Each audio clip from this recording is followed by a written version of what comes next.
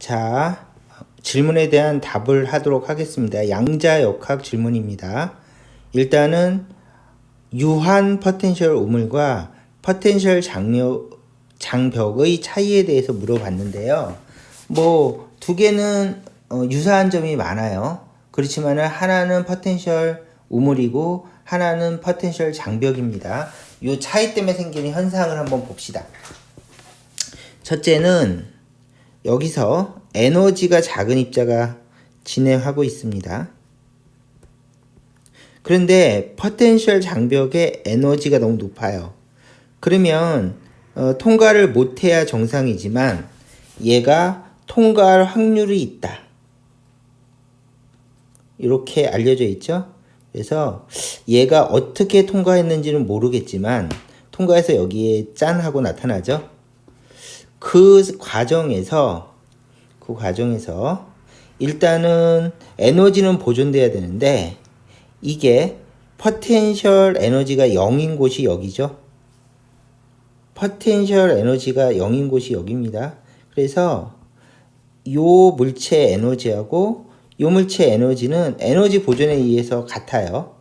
그러면 무엇이 다른가 하면 통과 확률과 투과 확률이 다르니까 투과 확률과 반사 확률이 다르니까 이쪽은 반사 확률 높다 이렇게 알려져 있고 투과 확률 작다 이렇게 알려져 있죠. 이것이 파동함수의 진폭으로 표시가 되는 겁니다. 그러면 파동함수의 진폭으로 어떻게 표시가 되는가 하면 이렇게 해놓고 이쪽은 진폭이 이렇게 크겠죠? 그리고 이런 식으로 파동함수가 표현이 됩니다. 그래서 이렇게 표현됐을 때 이쪽은 진폭이 크다라고 얘기하고 이거는 빨간색으로 약간 천천히 할게요. 서두르는 감이 있어서 그림도 엉망이 되네. 약간 답답하더라도 조금만 이해해 주세요. 자, 이렇게 진폭이 큰 게 반사 확률이 높다고 표시되어 있는 거죠. 그러면 이 장벽 안에서는 어떤 일이 벌어지는가 하면 이 파동함수가 이렇게 익스포넨셜 함수로 감소하죠.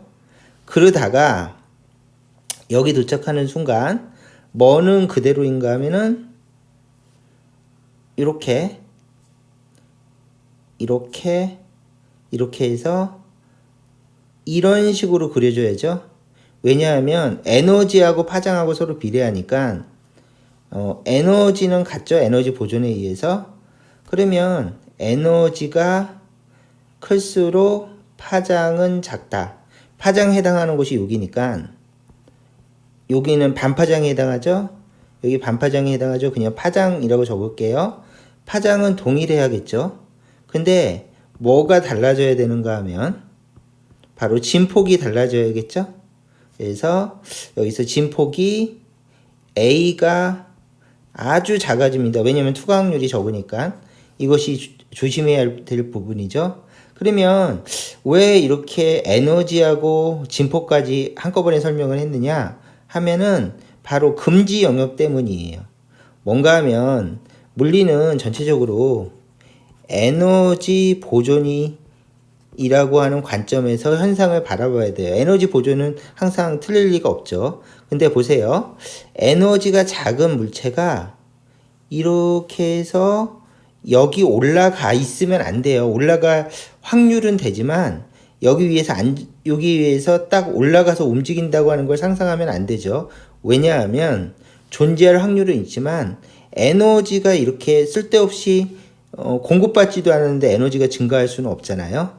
그래서 이런 경우는 양자역학에서 어떻게 표시하는가 하면은 이렇게 존재 확률이 진폭이니까 진폭이 익스포넨셜로 줄어드는 현상으로 설명을 합니다. 이렇게 해서 이렇게 줄어들다가 이제 다시 에너지에 대한 위반이 없는 부분 이렇게 에너지가 안정적으로 여기 도착해 있잖아요. 바로 이런 부분에 오면은 정상적으로 파동함수를 이렇게 볼록 오목으로 쭉 그려주는 겁니다.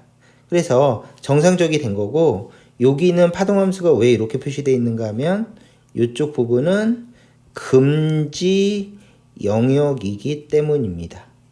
알겠죠? 그러면 이쪽에서는 입자가 잠깐 존재할 확률만 존재하고 실제로 조건이 완성되지 않으니까 입자가 존재할 수는 없고, 입자가 존재하는 곳은 이쪽 부분하고 이쪽 부분으로 생각해야죠. 여기는 조건이 바뀌어야지만 입자가 존재할 수가 있는 부분이에요. 그래서 금지 영역이라고 부르고, 금지 영역은 익스포넨셜 함수로 표시를 합니다.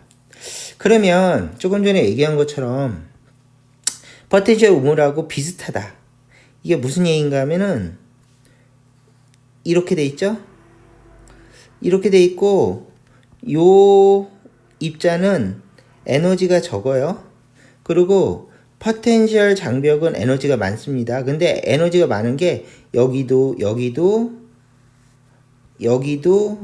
계속해서 에너지가 많죠. 그러면 입자는 여기서부터 이렇게 해서 올라가서 여기 존재하지는 않고 존재할 확률만 있는 겁니다. 왜 존재한다고 안 그러고 존재할 확률만 있다고 하는가 하면은 조건이 충족되면 존재할 수도 있어요. 그러니까 존재할 확률이 있는 겁니다. 그래서 여기서 입자들이 존재할 확률이 있으니까 여기 위에서 이렇게 어느 정도 파동함수를 그려줘야 되겠죠. 왜냐하면 입자를 발견할 확률이 있다. 만약에 조건만 맞다면 이런 식으로 생각해서 얘를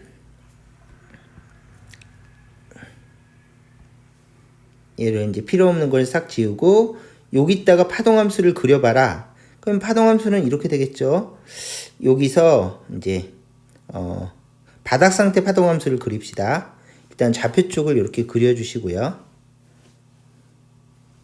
좌표 쪽을 이렇게 그려주시고, 그 다음에 좌우 대칭으로 그립시다. 파동함수가 이런 식으로 되다가 여기서는 계속 금지 영역이니까, 자 아까 배우셨죠? 여기가 금지 영역.